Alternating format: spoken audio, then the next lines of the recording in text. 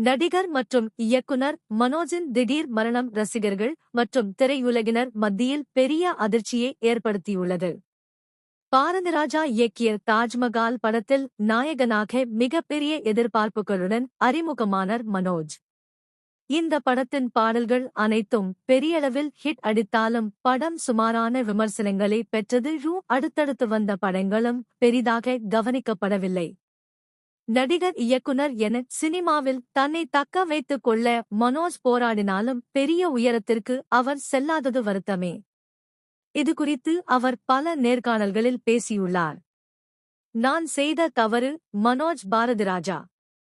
சினிமாவில் எனக்கு கிடைத்த ஓப்பனிக் சாங் எந்த ஒரு புதுமுக நடிகருக்கு கிடைத்திருக்க வாய்ப்பே கிடையாது. அந்த படத்தின் தங்க தட்டில் வச்சு கொடுத்தது மாதிரிதான். நான் பண்ண தவறு என்னவென்றால் சினிமாவிற்கு வந்த புதிதில் அடுத்து என்ன பண்ணணும்னு ஒரு வேகம் இருந்தது. இதனால் வந்த கதையை எல்லாம் ஓகே சொல்லிட்டேன்.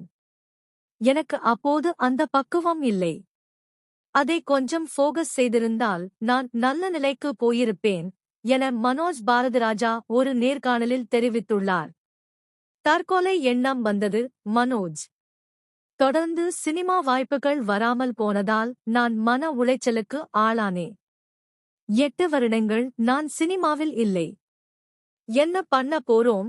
என்ன ஆகப் போறோம்? ஏன் ரிஜெக்ட் ஆகுறோம்? ஏன் எங்க இருந்து ட்ரை பண்ணாலும் நமக்கு ரெஸ்பான்ஸ் இல்ல.